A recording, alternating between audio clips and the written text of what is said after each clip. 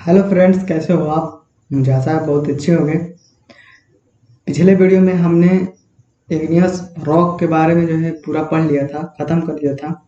Last हमने पढ़ा था कि इग्नियस रॉक को सिलिका प्रतिशत के आधार पर जो है क्लासिफाइड करते हैं और इसको जो है 4 भागों में बांटते हैं: acidic rock, intermediate rock, basic rock और अल्ट्रा बेसिक रॉक। इसके बाद से हमारा जो अगला टॉपिक था वो था सेडिमेंट्री रॉक। ठीक है, तो आज का जो टॉपिक रहेगा हमारा सेडिमेंट्री रॉक, इसको हम कवर करेंगे। ठीक, तो चलिए हम शुरू करते हैं सेडिमेंट्री रॉक।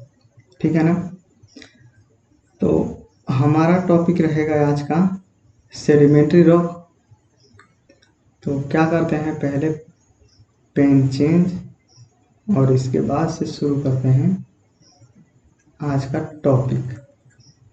ठीक, तो हेडिंग लिखेंगे सेडिमेंट्री रॉक, SEDIMENTARY,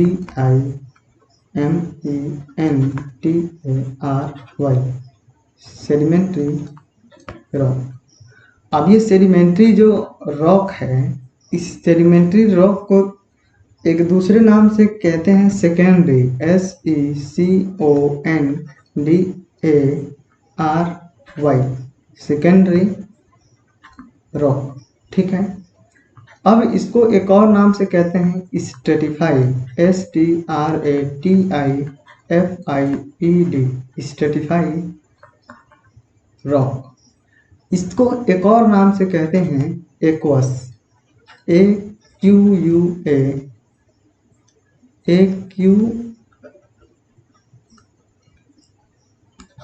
AQUOUS,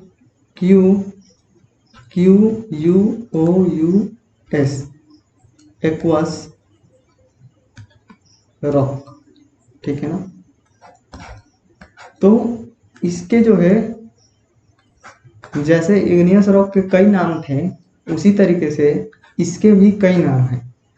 ठीक है, जैसे आपको घर पे जो है बुलाया जाता होगा कई नामों से। एक तो आपके मार्कशीट में जो नाम होगा, फिर दूसरा आपको मम्मी अलग नाम से बुलाती होगी, आपके दोस्तों अलग नाम से बुलाते होंगे। ठीक है ना, तो वैसे ही इसका भी कई सारे नाम हैं। तो आपके जो नाम होते हैं वो नाम आपके काम के आधार पे जो है पड़ते हैं।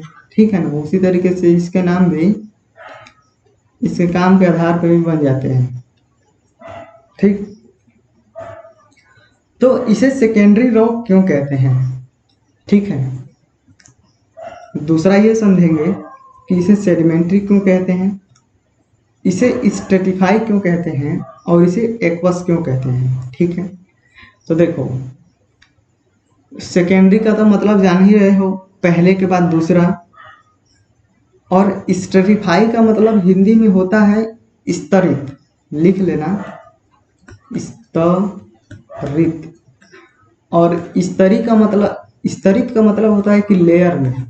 ठीक है ना, layer by layer, layer by layer, परत में। परत समझ लो, परत नहीं समझ में आता तो परत लिख लो, परत के रूप में। ठीक है, तो ये क्लियर हो गया। अब एक्वस का मतलब क्या होता है? एक्वस का मतलब होता है जलीय, जल, यानी कि वाटर, WATER। तो ये वाटर में बनता है, वाटर के नीचे बनता है, इस कारण जो है इसका नाम क्या है? एक्वस। आपने एक बॉटल आती है पानी की, उसका जो है उससे रिलेट करते हो, जो कौवा बिरयानी जो खाता है, समझ रहे हो, तो उसमें मांगता है पानी, तो वहां पे उसका नाम लेता है, वो वाला पानी कह रहा हूं मैं। ठीक है ना, तो ये नाम नोट कर लेना। एक्वस का मतलब होता है, यहाँ पे लिख देता हूँ, जलीय, जलीय। आई बात समझ में? तो देखो अब ये बनती कैसे है। तो क्या होता है कि ये हमारा ग्राउंड लेवल है, ठीक है ना, ये ऐसे है, फिर इसके बाद से ये ऐसे है, ठीक, और ये इधर ऐसे है, अब ग्राउंड लेवल, अब ये जो है, ये जो गड्ढा आपको दिख रहा है ये क्या है, ये मान लो झील है, ठीक है ना। ये क्या है, लेक है, लेक, LAKE, लेक कह लो। फिर ये क्या है, यहाँ से ये समुंदर है, सी, समुंदर कह दो या ओशन कह दो, ओशन कहना सही नहीं है, समुंदर ही। अब देखो, आप एक एक एक चीज सर्च मारना, एक चीज सर्च मारना, आप लोग ये पता लगाना कि समुंदर किसे कहते हैं, OCEAN, ओशन किसे कहते हैं, समुंदर हो गए, सागर हो गए, महासागर हो गए, और कई सारे होते हैं, आप लोग देख लेना। तो उनका जो है डिफरेंस समझना कि वो जो है कहते क्यों है, समुंदर क्या होता है, ओशन का होता है, ठीक है ना। तो मैंने आपको हिंट दे दिया है, बाकी आप लोग समझ जाएंगे, समझदार हैं बहुत। तो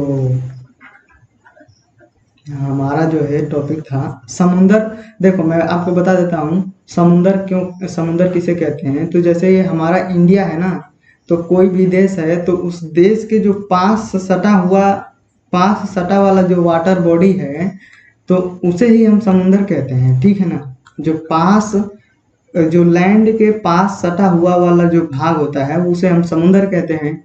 आई बात समझ में। तो समुंदर आपको समझ में आ गया। अब देखो क्या है कि यहाँ पे जो इग्नियस रॉक बनी थी, इग्नियस रॉक यहाँ से जो है हमारा मैग्मा जो है क्या हुआ था, बाहर निकला था, और इग्नियस रॉक बनी थी यहीं पे, ठीक है।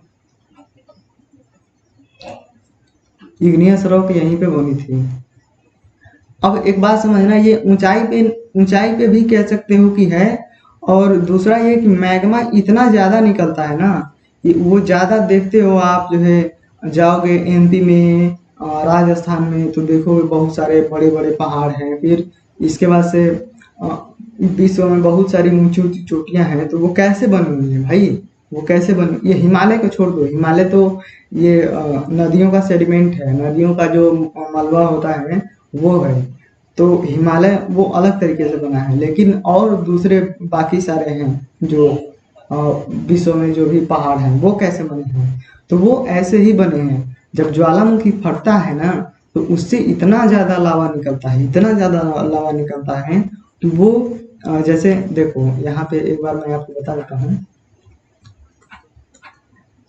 ऐसे इसका मुंह हो गया, तो इसमें से लावा निकलता रहता है, तो वो इधर इधर जो है भरता रहता है, ठीक है ना।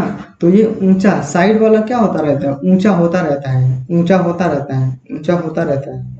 आई बात समझ में, ऐसे ऊंचा बढ़ता जाता है, बढ़ता जाता है, ऊंचा होता है, और ये बीच में वैसे के वैसे खुला रहता है। तो मलबा क्या हुआ, साइड में जमता गया, और ये बाहर निकलता गया, निकलता गया, निकलता रह गया। आई समझ में बात।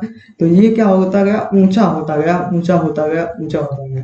तो इसी तरीके से बहुत बड़ा बड़ा ऊंचा हो जाता है, मतलब ऊंचे ऊंचे चट्टान हो जाते हैं, ठीक है ना। अब ये क्या होता है कि जब पूरा नीचे का एक मतलब प्रेशर कम हो जाता है, अब ये भाई मलबा निकलना कब बंद होगा, सीटी, कुकर से सीटी निकलनी कब बंद हो जाती है, जब उसमें प्रेशर कम हो जाता है।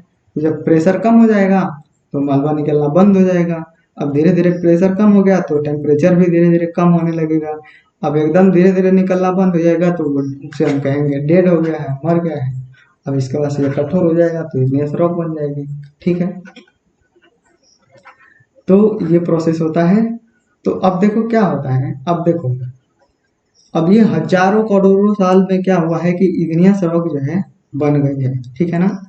हजारों करोड़ों साल में इग्नियस रॉक जो है बन गई है, ठंडा हो गई है, ठीक है। अब ठंडा हो गई है तो अब देखो क्या होगा, अब हमारे धरती पे बहुत सारे जानवर होते हैं, एक तो हम ही हैं, ठीक है। फिर इसके बाद से बहुत सारे जानवर होते हैं, बहुत सारे पक्षी होते हैं, ठीक है ना। तो अब ये जानवर और ये पक्षी क्या करेंगे, अब उनका इधर दिल नहीं भरेगा, ठीक है, इधर नहीं रह पाएंगे। उनको दिखेगा कि अरे ये क्या एक नया चीज बना है, देखते हो आदमी चले जाते हैं ज्वालामुखी को देखने, तो वो मान नहीं पाएंगे, तो मानेंगे नहीं तो जाएंगे इधर विचरण करने, ठीक है। तो चढ़ने लायक होगा तो चढ़ जाएंगे, ठीक है। कभी ऊपर चढ़ जाएंगे तो ऊपर अगर उनको पत्थर वत्थर दिखेगा तो वो लुढ़का देंगे, नीचे चला आएगा। समझ रहे हो बात को? तो ऐसे जो है खुरापाती जो है करते रहते हैं, ठीक। आप ऐसे समझ लो कि आप देखोगे, आपने देखा होगा, आप देखोगे ना, तो जो चूहिया होती है, ठीक है, मैं आपको समझाता हूँ।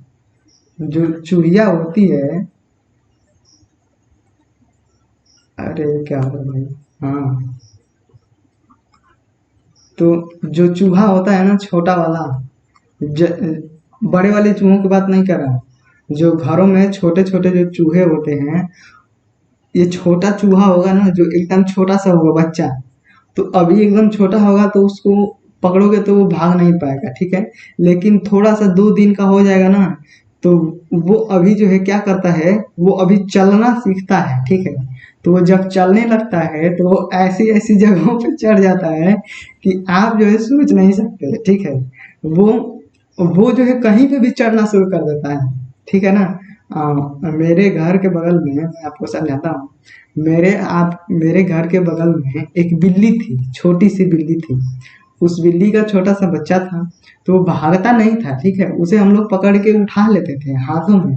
लेकिन वो जब जब वो जंप करना सीख गया ना, जंप करना सीख गया, तो वो भाई कहीं भी जंप कर जाता था, कहीं भी। वो अब ऐसे मान लो गेट बना हुआ है, अब गेटवा के ऊपर से चढ़ जाता था। तो उसी तरीके से जो नए नए छोटे बच्चे होते हैं, जब वो चलना सीखते हैं तो वो कहीं भी चलते रहते हैं, कहीं भी चढ़ जाते हैं। तो मेरा मेन कहने का मतलब ये है कि जब ये नई चीज बनी है, तो क्या होंगे कि जो भी जानवर होंगे, जो भी पक्षी होंगे, जो भी उस टाइम के आदमी रहे होंगे, तो वो इन पे आना जाना जो है शुरू करते हैं। ये सबका जो है क्या होता है, ये जो है नेचर होता है, ठीक है। वैसा ही क्या होता है, हम लोगों का नेचर होता है, जो नई चीज दिखेगी तो हम उस पे जाना आना शुरू करेंगे, ठीक है। तो अब ये क्या होगा कि आप जाओगे तो आप जो है कुछ ना कुछ यहाँ पे एक्टिविटी करोगे ही, पत्थर लुढ़का दोगे, तो वो लुढ़केगा तो कहीं से टकराएगा जरूर, तो टकराएगा तो कुछ ना कुछ वहां पे टूट जाएगा, ठीक है। एक तो ये चीज हो गया। दूसरा ये चीज हो गया कि आपने पढ़ा होगा thermal, THERMAL, thermal, EXPENSION, thermal expansion, ठीक है ना। उष्मीय प्रसार गुणांक, उ आधा स नी य, उष्मीय प्रसार गुणांक, thermal coefficient of expansion, thermal coefficient, COEFFICIENT, thermal coefficient of expansion. आपने उसमें प्रसार गुणांक जो है पढ़ा होगा। तो हर कोई जो भी मटेरियल है उसका कुछ ना कुछ तो है थर्मल कोफिशिएंट ऑफ एक्सपेंशन होता है। जैसे आप कोई लोहे का रॉड ले लो, और लोहे के रॉड को जब आप गर्म करोगे ना, तो उसकी लंबाई क्या होगी, कुछ बढ़ जाएगी। आई बात समझ में? तो इसी तरीके से ये जो हमारा इग्नियस रॉक बना है, इसका भी थर्मल कोफिशिएंट ऑफ एक्सपेंशन होगा। तो इसके कारण क्या होगा, इसके कारण क्या होगा कि जब ये हमारा सूरज है, तो सूरज से जब इस पे रोशनी पड़ेगी, तो रोशनी पड़ेगी तो होगा क्या, ये जो बाहर वाला जो रॉक है, बाहर वाली जो रॉक है उस पे तो हीट पड़ रही है, लेकिन ये जो अंदर वाली जो रॉक है, अंदर वाली, उस पे तो हीट नहीं पड़ रही है, सूरज की रोशनी उस पे नहीं पड़ रही है। तो क्या होगा कि ये बाहर वाली रॉक पे हीट पड़ने के कारण, सूरज की गर्मी पड़ने के कारण, ये क्या होगा, अपने इसका जितना कोफिशिएंट ऑफ एक्सपेंशन होगा, मतलब एक्सपेंशन का मतलब क्या, कोफिशिएंट ऑफ एक्सपेंशन का मतलब क्या है कि अगर आप किसी को 1 डिग्री सेंटीग्रेड तापमान बढ़ा रहे हो, तो उसकी लंबाई में या उसके एरिया में कितना जो है एक्सपेंशन हो रहा है, कितना एक्सपेंशन का मतलब है कि बढ़ रहा है, ठीक है ना। तो इस पे जब सूरज की गर्मी पड़ेगी तो ये बाहर वाली जो चट्टान है वो क्या करेगी, फैल जाएगी, समझ रहे हो, अंदर वाली वैसी की वैसी रहेगी। तो आप समझो किसी को बाहर बाहर से ये क्या कर रहा है, फैला रहा है, फिर दिन में क्या हो जाएगा, गर्मी के कारण फैल जाएगा, रात में ठंडा हो जाएगा तो सिकुड़ जाएगा, फिर दिन में फैलेगा, फिर सिकुड़ेगा, फैलेगा, सिकुड़ेगा। अब यही प्रक्रिया 365 दिन 365 दिन मतलब रोज होगी, एक दिन में एक बार होगी ही। तो क्या होगा, इसके कारण समय के साथ ना ऊपर वाला फैल सिकुड़ रहा है, जिसके कारण जो है ये इसमें क्रैक्स पड़ने लगेंगे, ठीक है, दरार पड़ जाएगी। अब दरार पड़ जाएगी तो किसी दिन टूट भी जाएगा, ठीक है। एक तो ये हो गया। दूसरा कि अब ये जो बाहर वाला ही, इसको कह लो बाहर वाला ही जो मटेरियल है, ये जो बाहर वाला ही मटेरियल है, अब इसमें केवल और केवल हमने जो क्लासिफाई किया था इसको सिलिका के प्रतिशत के आधार पे, ठीक है। तो क्या आप बताओ कि इसमें केवल सिलिका ही है? हमने देखा था हमने देखा था हमने देखा था भाई, हमने देखा था कि जो मैग्मा है, मैग्मा के मेन कंपोनेंट मतलब मुख्य मुख्य नेता लोगों की बात करी थी, feldspar FELSPAR, feldspar QUARTZ quartz, mica, और इसके अलावा हमने शुरू में ही आपको कई सारे रॉक मिनरल के नाम लिखाए थे, है ना। तो वो सारे के सारे मिनरल जो है चट्टानों का निर्माण करते हैं। तो अब ये मैं कह रहा हूँ कि ये जो बाहरी वाला सरफेस है, ये वाला सरफेस, ठीक है, आपको शायद दिख रहा होगा, मैंने बहुत सारा गंदा कर दिया है, मैं मिटा नहीं रहा हूँ कि मिटा दूंगा तो सारा साफ हो जाएगा अभी आपके दिमाग से। तो यहाँ जो बाहर वाला जो रॉक है, रुको मैं चेंज कर लेता हूँ ताकि समझ में आएगा। हाँ, तो ये जो बाहर वाली जो रॉक है ना, ये जमीन वाली नहीं, यहाँ की बात कर रहा हूँ। तो क्या है कि इसमें भी कई सारे जो इसके होंगे क्या, मिनरल होंगे, जैसे फेल्सपार हो गया, क्वार्टज हो गया, माइका हो गया, ठीक है।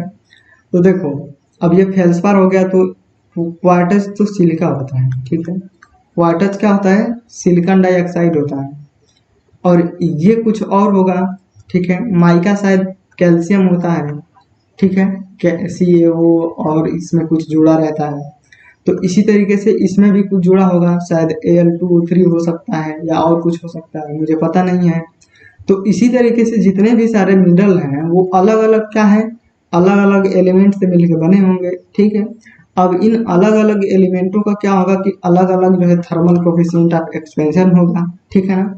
तो मैं अब दिन की ही बात कर रहा हूँ, जब दिन में ही रोशनी पड़ेगी तो इधर क्या है, कैल्शियम है, इधर क्या है, सिलिका है, इधर फेल्सपार के हैं, मतलब इधर क्वार्टज है, इधर माइका है, इधर फेल्सपार है, इधर क्या है, इधर क्या है, कैल्साइट है, ठीक है। तो अलग अलग सारे के सारे होंगे। तो अब इनका जो है सारे के सारे का थर्मल कोफिशिएंट ऑफ एक्सपेंशन क्या होगा, अलग अलग होगा। तो जिसके कारण जो है ये कुछ अलग फैलेगा, ये थोड़ा सा फैलेगा, ये बहुत ज़्यादा फैलेगा, ठीक है ना। तो अब बताओ कि थर्मल कोफिशिएंट ऑफ एक्सपेंशन सबका अलग अलग है, तो कोई कम फैल रहा है, कोई बहुत ज़्यादा फैल रहा है, कोई बहुत ज़्यादा फैल रहा है। तो क्या होगा कि ये दिन के समय में ही इनके कम और ज़्यादा फैलने के कारण भी क्या होंगे, क्रैक्स उत्पन्न हो जाएंगे, ठीक है। तो मैंने आपको 3 कारण बताए, एक तो जब इस पे किसी का आना जाना हो जाएगा, दूसरा दिन और रात को हमने ले लिया, तीसरा दिन में ही हमने अलग अलग जो है इनका एक्सपेंशन देख लिया, ठीक है। 3 चीज़ें हो गई, 3 चीज़ें। चौथी चीज़ क्या हो सकती है कि इस रॉक में क्या हो सकते हैं, जब क्रैक्स पड़ जाएंगे तो दरारें पड़ जाएंगी। अब ये मान लो ये चट्टान है और इसमें दरारें पड़ गई तो इसमें क्या हो जाएगा, खाली स्थान, ठीक है। तो अब ये ठंडा हो गया है ना भाई, तो जब इस पे कभी क्या होगी, बारिश हो जाएगी तो वाटर इसी में रह जाएगा। अब वाटर रह जाएगा तो जब जाड़े का दिन आएगा तो वो क्या होगा, ठंडे के दिनों में जम जाएगा। मान लो टेम्परेचर बहुत कम हो गया तो वो क्या हो गया, जम गया। तो अब जम गया तो जानते ही हो आप, आपने बोतल में वाटर रख के फ्रिज में रख दिया है, और फ्रिजवा में बोतलवा, फ्रिजवा में जब बोतल का पानी जम जाता है तो बोतलवा क्या होता है, फट जाता है। इसीलिए आप बोतलवा में पानी क्या रखते हो, कम। ठीक है, तो कैसे होता है, जब ये बोतल में वाटर रखोगे तो वो जम जाएगा तो उसका वॉल्यूम क्या होगा, उसका आयतन बढ़ जाएगा। तो इसमें जो वाटर है वो जब बर्फ में बनेगा तो उसका आयतन क्या होगा, बढ़ेगा, जिसके कारण ये इसमें दरार पड़ेगी और ये अलग हो जाएंगे। तो हमने 4 कारण देख लिए। ठीक, अब 5वां कारण क्या है कि अब ये जो पक्षी होंगे, जो जानवर होंगे, तो इस पे जाने से तो मानेंगे नहीं, वो जाएंगे ही। तो अब जाएंगे तो कुछ लोग सोचेंगे कि चलो यहाँ पे पिकनिक मनाते हैं। ठीक है, तो जानवर क्या करेंगे कि अपने मुंह में कुछ आम का फल तोड़ेंगे, अमरूद तोड़ेंगे, या जो भी उस टाइम रहा होगा वो तोड़ेंगे और ले जाके यहीं पे क्या करेंगे, पिकनिक मनाएंगे। अब पिकनिक मनाएंगे तो जो कूड़ा कचरा होगा, अब मान लो इसकी आम की जो गुठली होगी या जो अमरूद के जो बीज होंगे, उसे देखते हो तोता जो पैरट होते हैं वो उसे फेंक देते हैं बाहर। अब वो गिरेगा यहीं पे, उसको उठा के तो ये बाहर घर पे लेके आएंगे नहीं। तो अब वो क्या होगा कि यहीं पे पेड़ बनेगा। ठीक है ना, अब यहीं पे क्या होगा कि पेड़ बनेगा, पेड़। तो जब वो पेड़ बनेगा तो उसके जो जड़ होंगे वो आसमान में तो जाएंगे नहीं, वो जाएंगे नीचे। तो जो नीचे जाएंगे तो इसमें क्या होगा, जड़ बनेगा, तो इसमें नीचे जाएंगे तो क्या होगा, वो चट्टानों को अलग कर देगा। तो हमने 5 कारण पढ़ लिए। ठीक है, तो हमने पढ़ लिया कि जो है क्रैक्स कैसे जो है उत्पन्न होते हैं। ठीक है, अब क्या होगा कि जब ये चट्टानें टूटेगी तो जो, अब मैं मिटाता हूँ, अब बहुत ज्यादा हो गया। ठीक है, अब मिटाता हूँ पहले।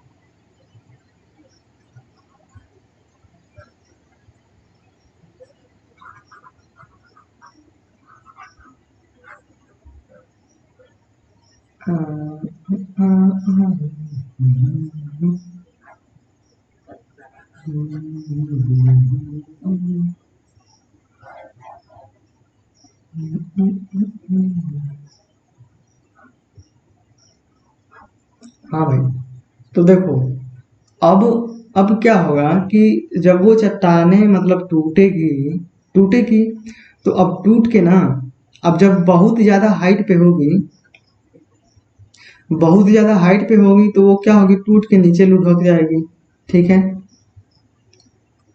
जब वो हाइट पे होगी तो वो नीचे लुढ़केगी। ठीक है, तो नीचे लुढ़केगी तो क्या होगा, नीचे आके क्या होगी, वो जमा होगी। ठीक है, तो जो ये चट्टान है, अब यहाँ से जब वो टूटेगी तो यहाँ से जब ऊंचाई वाले इलाकों से जब वो टूटेगी तो वो लुढ़क करके कहाँ आएगी, नीचे आएगी।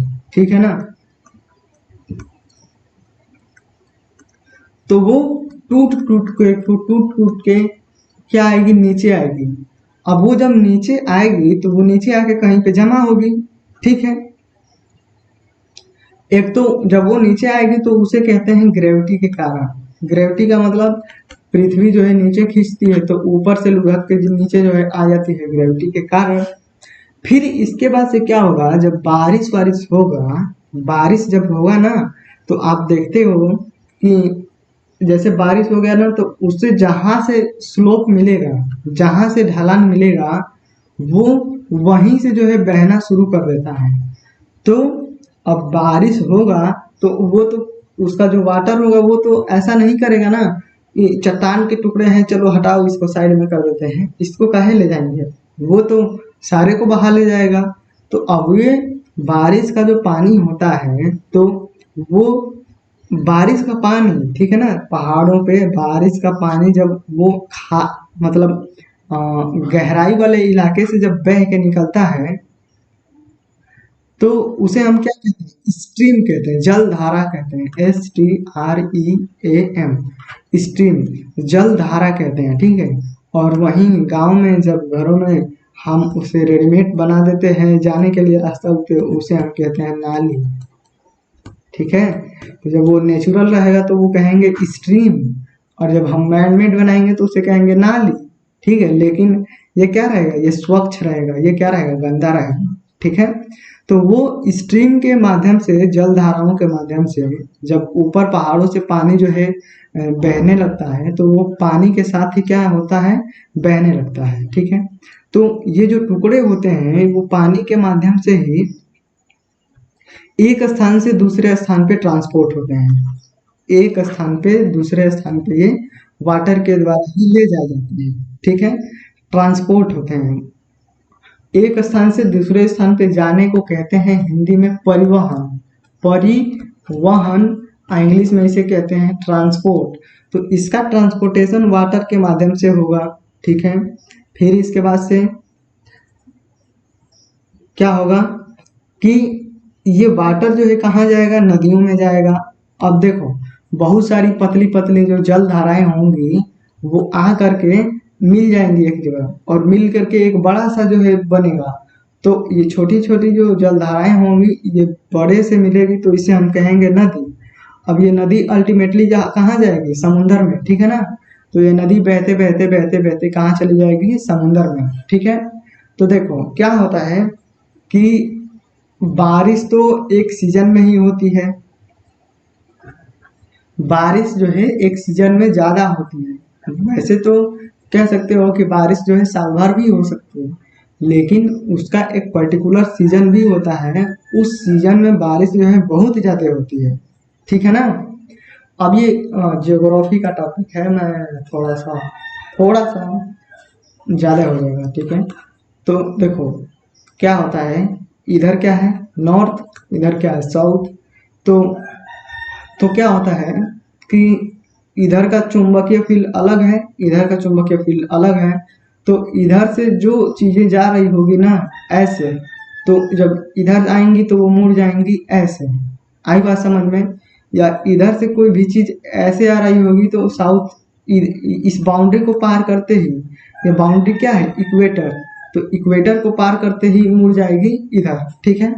अब ये हवाएं इधर से इधर और इधर से इधर, इधर से इधर और इधर से इधर जो है कैसे चलती हैं, तो ये जो है सूरज के अनुसार चलती हैं, ठीक है। अब ये सूरज इधर रहेगा और इधर रहेगा, उसके कारण जो है इनका जो है डायरेक्शन जो है चेंज होता रहता है। बात समझ में आ गई। तो मेरा मेन कहने का मतलब है कि जो मानसून होता है उसका एक पर्टिकुलर सीजन होता है, ठीक है ना। अब मैं ज्यादा नहीं घुस रहा हूँ। तो मानसून का एक पर्टिकुलर सीजन होता है, तो क्या होगा कि उस पर्टिकुलर सीजन में जो है बारिश बहुत ही ज्यादा होगी। तो उस टाइम क्या होगा कि ये जो जल धाराएं होंगी, ये जल धाराएं इस सेडिमेंट को, इस रॉक के टुकड़े को अपने अंदर जो है क्या करेंगी, घोल लेंगी, या उसके बहाव के कारण जो है वो लुढ़कते लुढ़कते पहले ऊपर से तो जल धाराएं इसे नीचे लाएगी।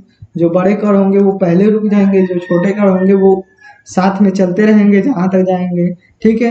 तो वैसे ही पहले बड़े कण रुकेंगे, फिर छोटे, फिर छोटे, फिर छोटे, फिर छोटे, फिर छोटे, फिर एकदम बारीक बारीक ऐसे जो वाटर के साथ घुल जाएंगे, वो वाटर के साथ जो है ट्रेवल करते करते जाएंगे और समुंदर में मिल जाता है ये पानी, ठीक है ना।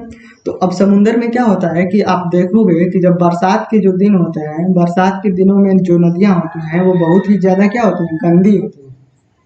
मतलब गंदी से मतलब टर्बिड होती है, ठीक है ना, TURBID, टर्बिड, गदलापन। गंदी से मतलब वो बैड वाला मत समझ लेना, बैड नहीं कह रहा हूँ, उसमें मैल ज्यादा होती है, उसमें धूल कण ज्यादा होते हैं। तो जब मानसून का सीजन आएगा तो उस टाइम जो है नदियां, अरे भाई अभी देखो 12 बज रहे, 1 बज रहे हैं और मुर्गा जो है अभी चिल्ला रहा है, बताओ। तो क्या होगा कि और ये जो बारिश का पानी है वो अल्टीमेटली जो है समुद्र में चला जाएगा नदियों के माध्यम से। तो जो सेडिमेंट हैं, जो छोटे छोटे पार्टिकल ना, जो छोटे छोटे पार्टिकल वाटर में घुले हुए हैं, उसे हम कहते हैं सेडिमेंट। तो अब ये सेडिमेंट क्या होगा, आपने देखा होगा कि गंदा पानी आप बाल्टी में रख देते हो तो वो धीरे धीरे क्या होता है कि बैठ जाता है, सारा गंदा जो है मिट्टी जो उसमें गंदे कण होते हैं वो नीचे बैठ जाते हैं। तो उनका ऊपर से, यहाँ पे मैं बनाता हूँ, तो जो कणों का ऊपर से नीचे जो बैठने का जो प्रोसेस होता है, लैंडिंग लैंडिंग कह रहा हूँ तो आप समझ जाएंगे, ठीक है ना। जो लैंडिंग की जो प्रक्रिया होती है उसे ही हम कहते हैं सेडिमेंट, सेडिमेंटेशन, ठीक है। जो लैंडिंग है, जैसे हवाई जहाज जमीन पे उतरता है तो जब वो उतरने लगता है तो उसे हम कहते हैं लैंडिंग, लेकिन जो पार्टिकल जब ऊपर से नीचे उतरने लगेंगे ना तो उसे हम कहते हैं सेडिमेंटेशन। आई बात समझ में। तो क्या होता है कि यही जो पार्टिकल हैं वही पार्टिकल नीचे लैंड करने लगते हैं और लैंड कर जाएंगे पूरा, और लैंड करके क्या होंगे, अब मानसून का सीजन खत्म हो जाएगा तो यहाँ पे नीचे क्या होगी, एक परत पूरे बन जाएगी, पूरे एक परत बन जाएगी, ठीक है। आई बात समझ में। तो पूरे एक परत क्या होगी, बन जाएगी। मैं ऐसा इसलिए कह रहा हूँ कि मानसून के सीजन में ही बहुत ज्यादा कण जो है एक स्थान से दूसरे स्थान पे ट्रांसपोर्ट होंगे पूरे साल की तुलना में, ठीक है। फिर इसी तरीके से अगला मानसून आएगा तो फिर से एक परत जो है यहाँ पे कण जो है सेडिमेंट हो जाएंगे, फिर एक परत ऐसे सेडिमेंट हो जाएंगे, ठीक है ना। तो ऐसे हर साल परत दर पर परत दर पर परत जो है वो सेडिमेंट होते जाएंगे। अब इसमें जो है हमने देखा कि इसमें बहुत सारे कई सारे मिनरल हैं। अब कई सारे मिनरल में जोड़ने घटाने का गुण भी होगा, जैसे कैल्शियम है तो कैल्शियम में क्या होता है, जोड़ने का गुण होता है, ठीक है ना, जोड़ने का गुण होता है। और इसी तरीके से और भी कई सारे मिनरल होंगे, जैसे कि हम एल्यूमिना भी मिलाते हैं। आप ऐसे समझ लो कि सीमेंट में कैल्शियम से सीमेंट बनता है, एल्यूमिना से बनता है, उसमें सिलिका भी डालते हैं। तो ये सारे के सारे मिल करके एक अच्छा मतलब जुड़ जाते हैं। तो इसमें है वो नेचुरली रूप में है तो वो जुड़ेंगे तो है ही है, हो सकता है ज़्यादा टाइम लगे। हम लोग रेडीमेड बनाते हैं ताकि जल्दी जुड़ जाए, क्योंकि हमारा उद्देश्य है जल्दी जुड़ना। तो ये क्या होंगे कि ये जुड़ेंगे। तो पहला वाला जो सबसे पहला है वो क्या होगा कि वो कठोर हो जाएगा, जब तक दूसरा आएगा, अब जब तक तीसरा आएगा तब तक दूसरा वाला और कठोर हो जाएगा। आई बात समझ में। तो देखो कि जो सबसे नीचे वाला होगा वो ज्यादा हार्ड होगा, ठीक है ना। क्यों, क्योंकि ये सबसे पहले आया है तो इसमें जो इसके कंपोनेंट हैं इनके जुड़ने का टाइम ज्यादा है, ठीक है ना, इनको ज्यादा समय मिल रहा है एक दूसरे से रिएक्शन करके जुड़ने का। दूसरा ये कि इसके ऊपर बाकी जो है उनकी एक परत है, तो परत का इनका भार भी काम कर रहा है, तो कंप्रेस भी कर रहे हैं, ठीक है। तीसरा, इस पे जो वाटर का भार है वो तो है ही है, ठीक है ना। तो इसी तरीके से जितना टाइम समय बीतेगा तो केमिकल रिएक्शन भी ज़्यादा होगा तो वो भी जोड़ने का काम करेगा, ऊपर से वेट भी ज़्यादा होगा तो वो भी जोड़ने का कार्य करेगा। तो ऐसे जो है क्या होती है कि ये जो है जुड़ करके ना ये एक रॉक का फार्म कर लेती है, रॉक का निर्माण कर लेती है। अब ये रॉक तो है ही है ना भाई, ये रॉक तो है ही है, एक स्थान से दूसरे स्थान पे ट्रांसपोर्ट होके गया है बस। तो वो क्या हो जाएगा, ये पहले टूट गया था फिर से धीरे धीरे समय के साथ क्या होगा कि वो जुड़ जाएगा, ठीक है। तो जो नीचे वाला होगा वो सबसे ज्यादा क्या होगा, हार्ड होगा, ठीक है ना। और ऊपर वाला क्या होगा, ऊपर वाला सॉफ्ट होगा, ठीक है।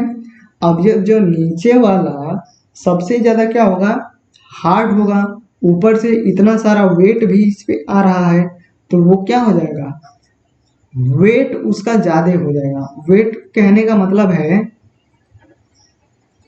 WEIGHT, वेट ज्यादा होने का मतलब है आप किसी भी चीज को, जैसे वो इतना मोटा है तो आप जब उसे कंप्रेस कर दोगे तो वो इतना पतला होगा, तो हुआ क्या, वो तो जितना भार उसका होगा उतना ही भार इसका भी है, लेकिन पहले वो इतना आयतन घेर रहा था अब वो कम वॉल्यूम घेरेगा। तो बेसिकली होता क्या है कि जो सबसे नीचे वाली जो रॉक होती है उसकी डेंसिटी क्या हो जाती है, डेंसिटी हाई हो जाती है, और ऊपर वाली रॉक की क्या हो जाती है, डेंसिटी लो होती है, हो जाती नहीं है, होती है, ठीक है। तो नीचे की हार्ड हो जाएगी, तो जब हार्ड हो जाएगी तो इसकी डेंसिटी क्या होगी, ज़्यादा होगी। ऊपर की रॉक सॉफ्ट होगी क्योंकि वो अभी नई नई आई है तो अभी उसके कण जो है लूज होंगे तो वो क्या होगी, सॉफ्ट होगी, तो उसकी डेंसिटी क्या होती है, कम होती है। फिर जब ये नीचे एकदम कॉम्पैक्ट है, मतलब पूरी तरीके से कंप्रेस है बाहर ऊपर की लेयर से, तो इसमें जो वॉइड्स होंगे, कणों के बीच में जो वॉइड्स होंगे वो क्या होंगे, कम होंगे। जबकि ऊपर वाली रॉक में वो अभी नए नए आए हैं, तो वो एक दूसरे से जो है कुछ ऐसे जुड़े होंगे, तो उसमें क्या होंगे, वॉइड्स का मान क्या होगा, ज्यादा होगा। ठीक है, तो ऊपर वाली में रंध्र ज्यादा होंगे, नीचे वाली में रंध्र कम होंगे। ठीक है ना। तो चट्टाने जो है सेडिमेंट्री रॉक बनने का जो है प्रोसेस ये है। अब देखो, झील जो होती है ना, झील में भी जो चट्टाने हैं ये बनती हैं। अब झील को कंसीडर नहीं किया जाता, क्योंकि झील का जो एरिया होता है वो लिमिट होता है। तो उसमें जो सेडिमेंट आएंगे, जो उसमें पार्टिकल आएंगे, तो इस झील का जो मतलब जो एरिया होगा, जहाँ का पानी जो है इस झील में आता होगा, वहीं के न कण इसमें आएंगे। बताओ, जो झील का एरिया होगा, जहां तक इसका मतलब कैच बेसिन कहते हैं, हम लोग इरिगेशन में पढ़ेंगे तो वहाँ पे डिटेल से पढ़ते हैं। तो इसका जो कैच बेसिन होगा, जहां तक का पानी इसमें आ रहा होगा, वहीं के न कण केवल आएंगे। तो ओवरऑल अगर इसकी तुलना में देखो, समुद्र की तुलना में, तो इसमें क्या होंगे, इसमें जो सेडिमेंट होंगे वो क्या होंगे, कम होंगे, है कि नहीं। तो इस वजह से इसको जो है उतना ज़्यादा वो नहीं किया था। तो जो अब देखो, समुंदर जो होता है उसमें एक ही नदी तो आती नहीं है, उसमें बहुत सारी नदियां आके मिलती है, तो बहुत सारा सेडिमेंट लाती है। तो बहुत सारा सेडिमेंट लाएगी तो वो परत दर परत, परत दर परत बन करके क्या करेगा, उसका निर्माण करेगा। ठीक है, तो सेडिमेंट्री रॉक क्यों कहते हैं ये समझ गए आप। मैंने बताया आपको कि जो कणों का लैंडिंग करने का प्रोसेस है उसे ही हम सेडिमेंटेशन कहते हैं।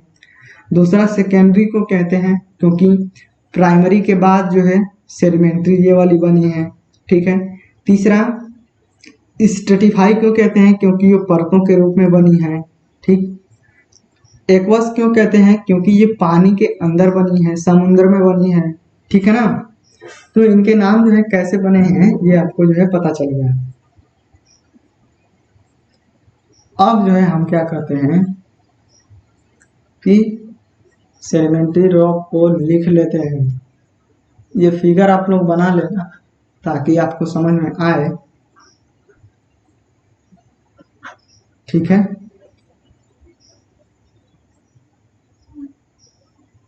फिगर आप लोग बना लेना। रुको एक मिनट, मैं इसे मिटा देता हूँ, इसके बाद हम लोग लिखते हैं। ठीक है ना।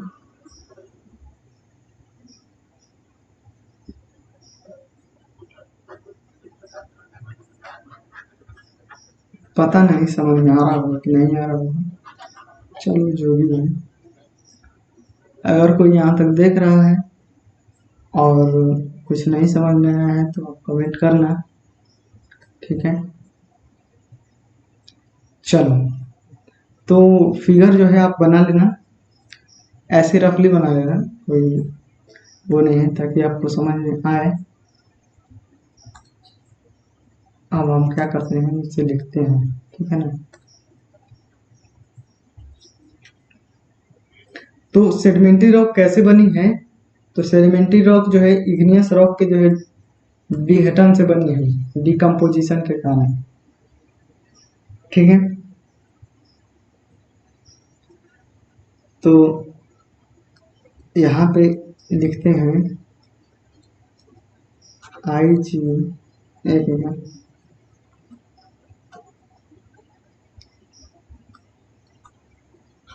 IGNEOUS, इग्नियस रॉक के विघटन विघटन इग्नियस रॉक के विघटन के इग्नियस रॉक के विघटन के बाद इग्नियस रॉक के विघटन के बाद जो है उसके कण उसके कण, ठीक है, इग्नियस रॉक के विघटन के बाद क्या हुआ कि जो उसके कण थे वो नदियों के द्वारा जो है समुद्र में ले जा करके क्या कर दिए जाते हैं, डिपॉजिट कर दिए जाते हैं, जिसके कारण क्या होता है कि कणों के सेडिमेंटेशन के कारण जो है क्या होता है, सेडिमेंट्री रॉक का निर्माण होता है।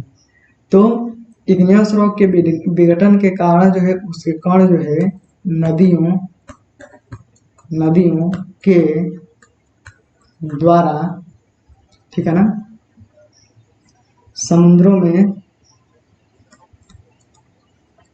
समुद्रों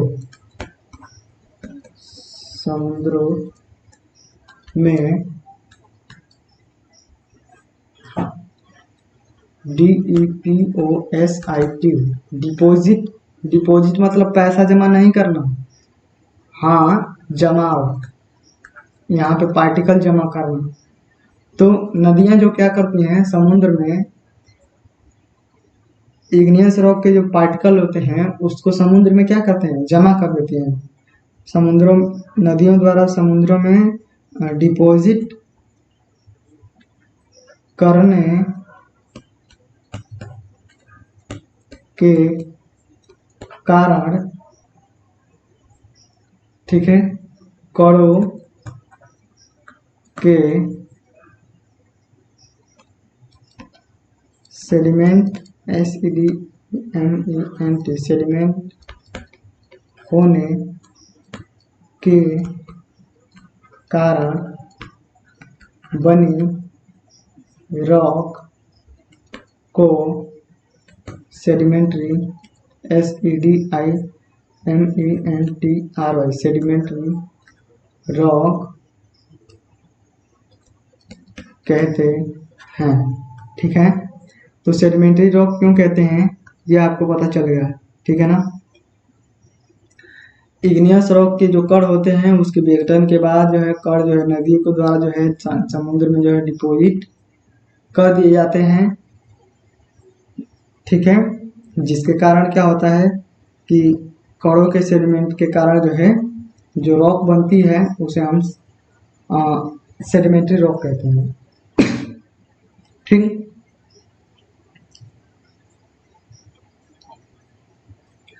अब देखो ये जो सेडिमेंट्री रॉक है, इस सेडिमेंट्री रॉक को भी हम जो है 3 भागों में क्लासिफाई करते हैं, अलग अलग आधार पे हम पढ़ेंगे।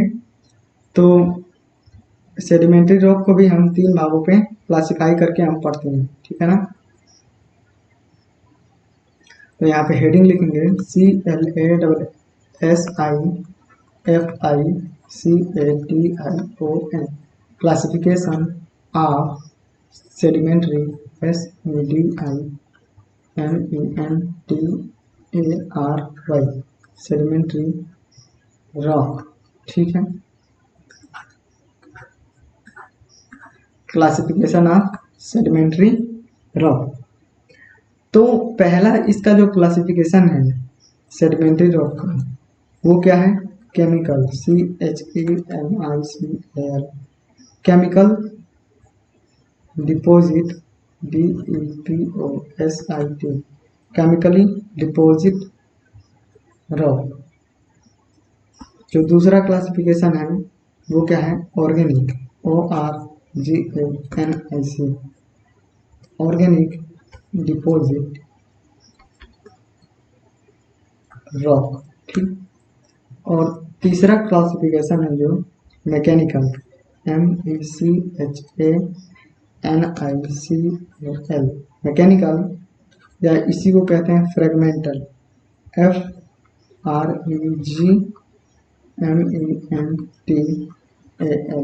फ्रेगमेंटल रॉक, ठीक है ना। तो ये 3 आधारों पे हम क्या करते हैं कि जो सेडिमेंट्री रॉक है उसे क्लासिफाई करते हैं, ठीक है। तो सबसे पहले हम जो है केमिकली डिपॉजिट सेडिमेंट्री रॉक को जो है हम क्या कर रहे हैं, पढ़ रहे हैं, ठीक है ना।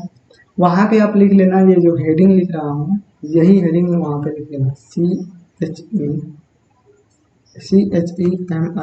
CHEMICAL, chemical DEPOSIT, chemical deposit sedimentary SEDIMENTARY TAR sedimentary rock.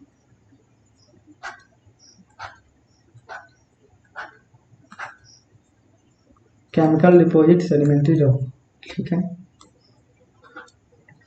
तो केमिकल डिपॉजिट में क्या होगा कि इसमें जो केमिकली डिपॉजिट में क्या होता है ना कि जैसे अब इसमें बहुत सारे हमने बात करी कि बहुत सारे जो है क्या होते हैं मिनरल होते हैं, और अलग अलग मिनरल जो है अलग अलग प्रकार के होते हैं, ठीक है। तो उनका जो है आपस में क्या होता रहता है, रिएक्शन होता रहता है, ठीक है ना।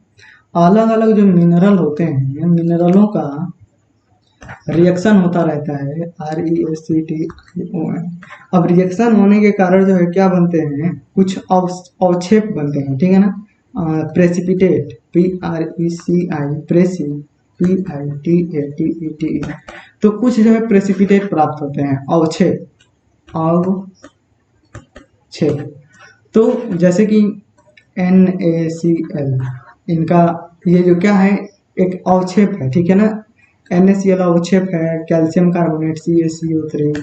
आप जैसे केमिस्ट्री में केमिकल रिएक्शन में जब आप पढ़ते हैं तो वहाँ पे देखते हैं कि अलग अलग कोई भी रिएक्शन होता है तो उसमें जो है लास्ट में कुछ बच जाता है,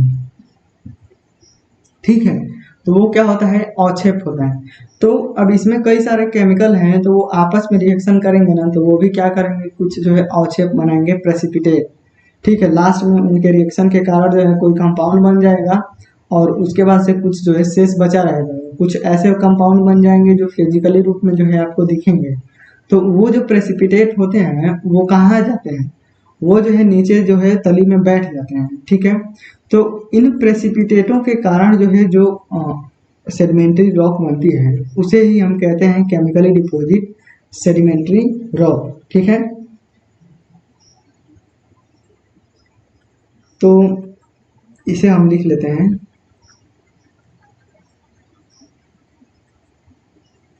कहाँ गया, हाँ। तो क्या है कि केमिकली डिपॉजिट रॉक कैसे बनती है, तो इसे लिखते हैं इस प्रकार की, इस प्रकार की रॉक जो होती है इसका निर्माण CHEMICAN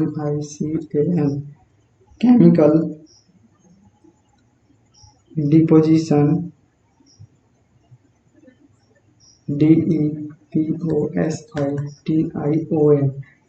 केमिकल डिपोजिशन, ब्रैकेट में लिख सकते हो आप प्रेसिपिटेट, PRECIPITATE प्रेसिपिटेट। प्रेसिपिटेट को हिंदी में मैंने बताया अवक्षेप या साल्ट के कारण होता है, ठीक है। तो ऐसे जो है इसका निर्माण होता है। अब इसके एग्जाम्पल क्या क्या हैं, तो इसके एग्जाम्पल हैं gypsum, GYPSUM, gypsum, dolomite, DOLOMITE, dolomite, anhydrite, ANHYDRITE,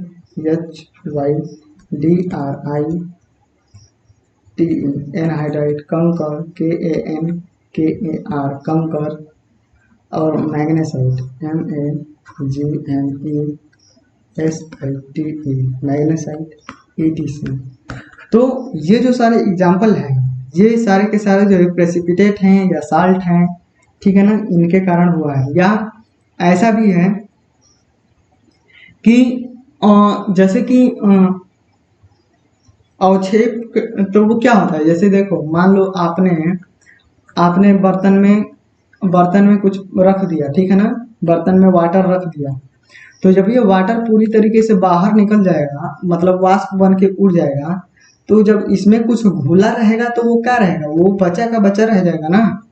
तो वाटर के वाष्पित होने के कारण भी ये सब होता है, मतलब कि वाटर में, अब भाई वो नेचुरल वाटर है तो नेचुरल वाटर में जाहिर सी बात है कि धूल कण और भी सारे कई सारे केमिकल जो है घुले रहेंगे। तो जब वाटर वाष्पित हो जाएगा तो बाकी सब क्या रह जाएंगे, बचे रह जाएंगे, ठीक है ना। तो यहाँ पे लिख लो एक बार, वाटर के वाष्पित W वा आधा स पित वाष्पित होने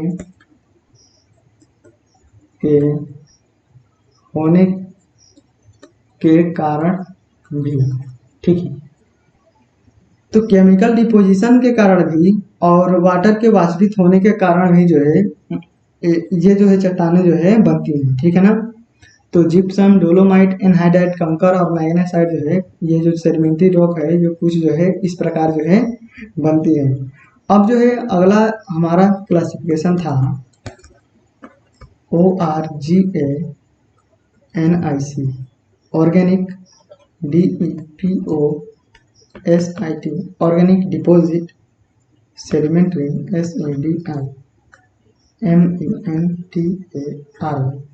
ऑर्गेनिक डिपोजिट सेडिमेंट्री रॉक, ठीक। अब देखो, एक होता है ऑर्गेनिक ORGANIC और एक होता है इनऑर्गेनिक, ठीक। तो जब हम ऑर्गेनिक कहते हैं तो उसमें कार्बन कंपाउंड होता है, और जब हम इनऑर्गेनिक कहते हैं तो उसमें कार्बन कंपाउंड क्या होता है, नहीं होता है। तो हम यहाँ पे ऑर्गेनिक बात कर रहे हैं, तो ऑर्गेनिक जब हम बात कर रहे हैं तो उसमें क्या होगा कि कार्बन कंपाउंड क्या होगा, ठीक है ना।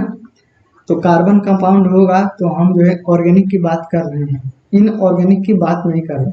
और ऊपर वाला जो प्रेसिपिटेट था उसमें जो है क्या होगा कि उसमें इनऑर्गेनिक कंपाउंड भी होंगे, ठीक है, इनऑर्गेनिक, और नीचे वाले हम ऑर्गेनिक पढ़ रहे हैं। तो देखो क्या होता है कि अब जब नदियां हैं भाई, तो नदियां का पानी जो है बहेगा, ठीक है।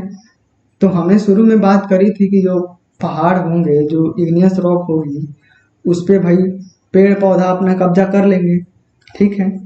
तो इधर पेड़ पौधे अपना कब्जा कर लेंगे, तो इधर जब नदियों का पानी आएगा तो अब ये इनका लाइफ टाइम तो एज नहीं है, मतलब ये सदाबहार ऐसे तो नहीं है कि पूरा मतलब जब तक अर्थ रहेगी तब तक ये रहेगा, इसका कुछ लाइफ पीरियड है। तो ये क्या करेगा, ये टूट जाएगा, सूख जाएगा, गिर जाएगा, और ये जो वाटर है अब ये कहेगा कि नहीं भाई तुम साइड में हो जाओ, ये उसको भी बहाएगा और लेके आएगा। जो जानवर होंगे नदी पार कर रहे होंगे वो उसमें डूब जाएंगे। कई सारे जो नदियों के पास पेड़ पौधे होंगे, अगर नदियों में मानसून के टाइम बाढ़ आएगी तो उसको बहा ले जाएंगे, तो वो क्या होंगे अल्टीमेटली आके यहाँ नीचे क्या होंगे, जमा होंगे, ठीक है। अब जमा होंगे तो वो अलग अलग टाइप के पेड़ अलग अलग प्रकार से बने होंगे, ठीक है। तो जैसे देखते हो कि आपको आम जो है शुरू में खट्टा लगता है, फिर वो मीठा लगने लगता है, फिर वो सड़ जाता है। तो उसका क्या हो रहा है, आम के अंदर जो है केमिकली चेंजिंग हो रहा है। शुरू में खट्टा कैसे लगता है, फिर वो मीठा कैसे हो जाता है, ठीक देख रहे हो ना। तो वैसे ही अलग अलग प्रकार के जो पेड़ होंगे उसमें अलग अलग प्रकार के केमिकल होंगे, तो उस केमिकल में जोड़ने और घटाने का गुण भी होगा, ठीक है, गुण प्रॉपर्टी भी होगी। तो वो नीचे जब सेडिमेंट हो जाएंगे तो ये भी आपस में क्या होंगे कि जुड़ करके एक रॉक का निर्माण भी करेंगे, ठीक है। अब ये समुद्र के जो जीव जंतु हैं, समुद्र में जो मछलियां हैं, ठीक है, समुद्र के जो केकड़े हैं, ऑक्टोपस हैं, और भी शार्क हैं, ये सब जो भी जानवर हैं, आप घड़ियाल बोलते हो वो सब हैं, पता नहीं घड़ियाल समुद्र में होते हैं कि नहीं। तो ये जो सारे जानवर हैं समुद्र के जलीय जीव हैं, अब वो मरेंगे नहीं तो मान लो मरेंगे तो वो आदमी तो है नहीं कि उनकी अलग से समाधि बनाई जाएगी, ठीक है। तो उनकी समाधि जो है उसी में बन जाती है, ठीक है। तो जब समाधि उसी में बन जाती है तो उनकी जो हड्डी होती है, जो उनका जो हड्डी होता है, मान लो ये मछली है, मछली का ये क्या हो गया, हड्डी। तो मछली का जो कंकाल होता है या और भी जानवरों की जो हड्डियां होती हैं, अवशेष होते हैं, वो उसी में पड़े रहते हैं, ठीक है। और मान लो ये हड्डी है तो ये क्या होता है, आपने सुना होगा कि जो कैल्शियम से बनी होती है हड्डी, वो बेसिकली कैल्शियम कार्बोनेट होती है CuCO3। अब ये कैल्शियम कार्बोनेट है तो इसमें क्या होता है, जोड़ने का गुण होता है, ठीक है ना। आप देखते हो सीमेंट जो बनती है वो कैल्शियम कार्बोनेट से बनती है, CaCO3। ठीक, पहले जमाने की जितने भी सारे बिल्डिंग थी, एक मैंने एक एयरपोर्ट देखा है, एयरपोर्ट वो चूने का बना है, चूने का, आई बात समझ में।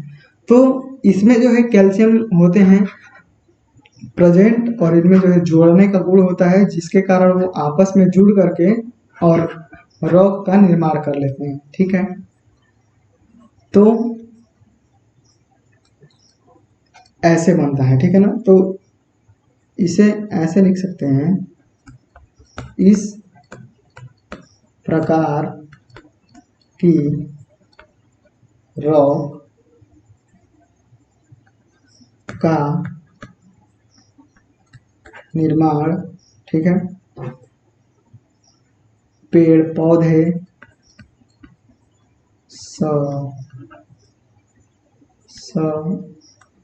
समुद्री, भाई समुद्र में भी पेड़ पौधे होते हैं, ठीक है ना, समुद्री पेड़ पौधे,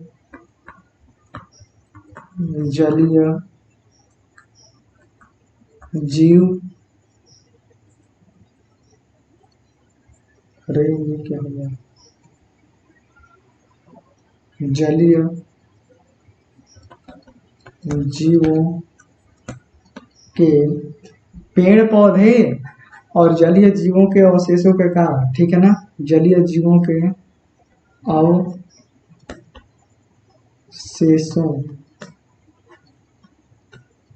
के कारण जलीय जीवों के अवशेषों के एक्युमुलेशन, ACCUMULATION, एक्युमुलेशन, यानी कि इसको एक्युमुलेशन का मतलब ये समझ लो कि एक जगह मतलब इकट्ठा होना, ठीक है ना। अब एक्युमुलेशन का हिंदी मतलब अभी मुझे आ नहीं रहा है, ठीक है ना, या ऐसे लिख लो यार, ब्रैकेट में लिख लो जुड़न, आई बात समझ में। तो जलीय जीवों के अवशेषों के जुड़ने के कारण होता है, ठीक है ना। अब इसके एग्जाम्पल लिख लेते हैं। तो इसके एग्जाम्पल हैं CHAL के चाक, सेल SHALE, मोबाइल में घड़ी में लगाने वाला सेल नहीं है, चाक सेल, डाइटोमाइट DITOMITL,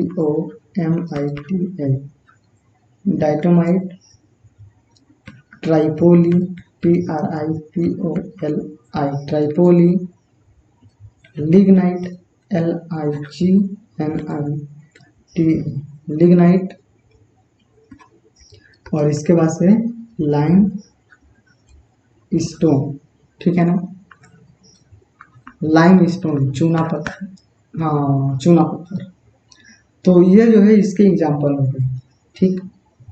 अब तीसरा जो क्लासिफिकेशन था हम लोगों का, मैकेनिकली या फ्रेगमेंटल रॉक, MACHIMCL, मैकेनिकली या fragmental, FREGMENTAL, fragmental, DEPOSIT, deposit, sedimentary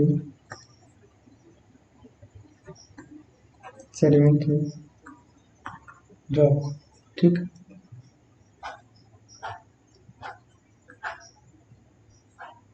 तो मैकेनिकली या फ्रेगमेंटल डिपॉजिट रॉक का मतलब क्या होता है। तो फ्रेगमेंट का मतलब होता है ना, एक बात समझना, जो फ्रेगमेंट शब्द लिखा हुआ है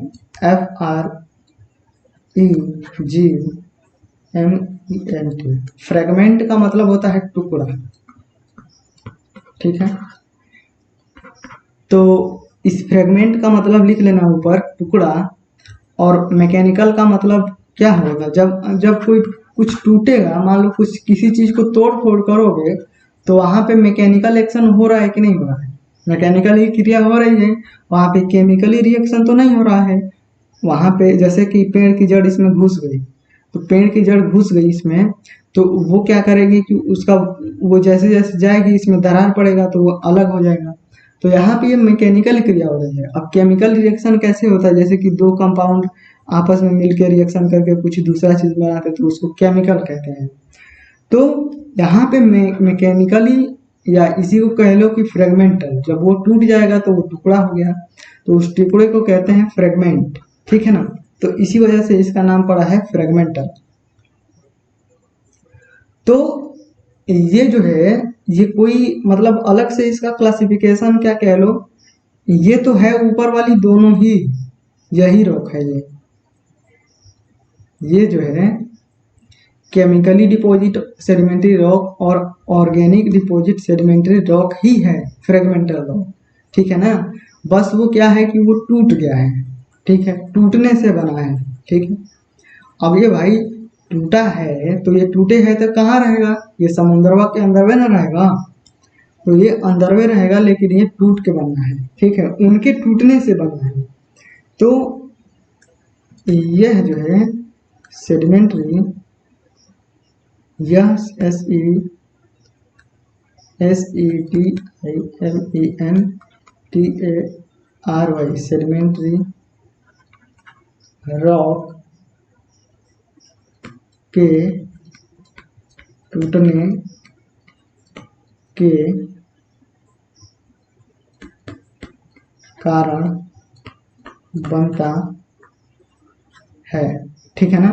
फ्रेगमेंट का मतलब यहाँ पे लिख लेना टुकड़ा, ताकि याद जल्दी हो जाए, ठीक है ना, और कोई वो नहीं है, नहीं तो याद नहीं होगा तो फिर ऐसे घूमते रहोगे। तो इसके एग्जाम्पल लिख लो, सैंडस्टोन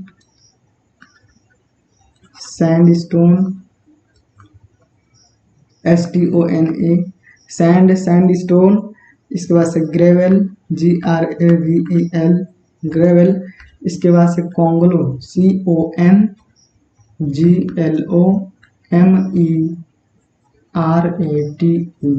कॉन्ग्लोमीरेट, ठीक है। तो इसमें से जो है मैकेनिकली और फ्रेगमेंटल में से ये कॉन्ग्लोमरेट जो है इसका एग्जाम्पल, ये आपको भूलना नहीं है, ठीक है ना।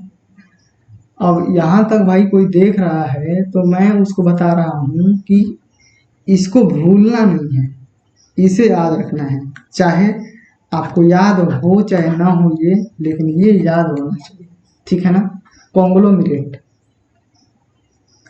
तो हमने जो है आज नहीं इस वीडियो में, तो इस वीडियो में हमने सेडिमेंट्री रॉक को जो है कवर कर लिया है।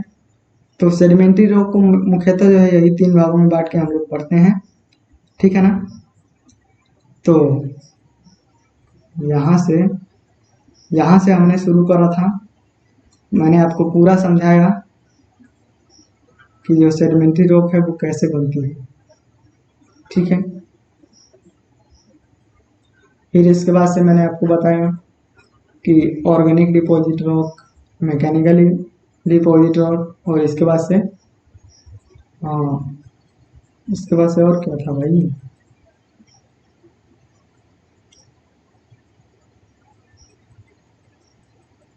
केमिकली डिपॉजिट रॉक, ठीक है ना। तो इन तीनों के बारे में हमने पूरे डिटेल से अच्छे से कवर किया और सारा कुछ जो है लिखा, और इसमें जो है आपको जो एग्जाम्पल हैं यही इम्पोर्टेंट है, इनको ही आपको क्या करना है, याद रखना है, ठीक है। तो आज की वीडियो में इतना ही रहने देते हैं, मिलेंगे हम फिर अगले वीडियो में। अगर आपको कुछ भी नहीं समझ में आया होगा तो आप कमेंट जरूर करना। तब तक के लिए थैंक यू,